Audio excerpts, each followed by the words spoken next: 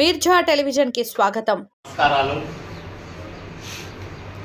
రాయలసీమ దత్తపుత్రుడిగా చాటుకున్న మహనీయుడు స్వర్గీయ నందమూరి తారక రామారావు గారు శతాబ్దాల సీమ కరువుకు శాశ్వత పరిష్కారం చూపాలనే ఒక సదాశయంతో చేసిన ఆలోచనల ఫలితంగా రూపుదిద్దుకున్నవే హంద్రీనివాస్ సుజల స్రవంతి, గాలేరు నగరి సుజల స్రవంతి రెండు పథకాలు ఒక్కొక్కటి 40 టీఎంసీల సామర్థ్యంతో రాయలసీమ 4 జిల్లాల్లోనూ కరువు పీడిత ప్రాంతాలకు తాగునీరు, సాగునీరు అందించడానికి ఉద్దేశింపబడినవి ఈ రెండు పథకాలు.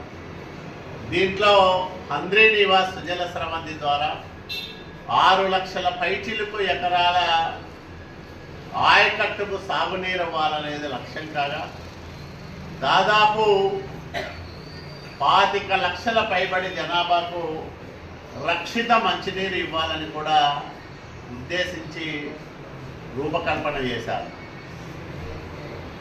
ఎన్టీఆర్ కళల రూపమైన హంద్రీనివా ప్రాజెక్టుకు మొట్టమొదటిసారిగా ఉరవకొండలో చంద్రబాబు నాయుడు గారు శంకుస్థాపన చేశారు. తర్వాత వచ్చిన ప్రభుత్వాలు కూడా కొన్ని పనులు చేశాయి. 2014లో చంద్రబాబు నాయుడు గారు ముఖ్యమంత్రి అయ్యే నాటికి హంద్రీనివా కాలువ నీటి ప్రవాహ సామర్థ్యం ఎంత ఉండేదంటే 700 క్యూసెక్కులు మాత్రమే ఉండేది. అంటే 3850 క్యూసెక్కుల నీటిని తీసుకోవాలని లక్ష్యంగా పెట్టుకొని కాలువను తవ్వితే రకరకాల అడ్డంకుల వల్ల 2014లో విభజనానంతర ఆంధ్రప్రదేశ్ రాష్ట్రానికి చంద్రబాబు నాయుడు గారు ముఖ్యమంత్రిగా ప్రమాణ స్వీకారం చేసే నాటికి హంద్రీనివా కాలువ ద్వారా 700 క్యూసెక్కులకు మించి ఒక్క చుక్క కూడా ఎక్కువ నీళ్లు తీసుకునేదానికి అవకాశం లేకుండా ఉండింది. 14లో చంద్రబాబు నాయుడు గారు ముఖ్యమంత్రి అయిన ప్రమాణ స్వీకారం చేసిన తర్వాత ఎక్కడైతే హర్డిల్స్ ఉన్నాయో వాటిని తొలగించడానికి ప్రత్యేక శ్రద్ధ పెట్టి ఆయన దఫాలుగా అధికారులతోనూ కాంట్రాక్టర్లతోనూ సమావేశాలు నిర్వహించి పనులు చేయించిన ఫలితంగా 2016 నాటికి 2 సంవత్సరాలు గడిచిన తర్వాత హంద్రీనివా కాలువ మొదటి దశలో అంటే మల్యాల నుంచి జీడిపల్లి దాకా ఉన్న 216 కిలోమీటర్ల కాలువలో 2000 క్యూసెక్కుల నీటిని తీసుకొచ్చేదానికి వెసులుబాటు లభించింది.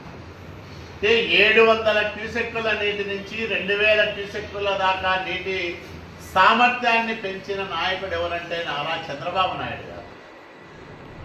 2017 ఏప్రిల్లో తన పుట్టినరోజు సందర్భంగా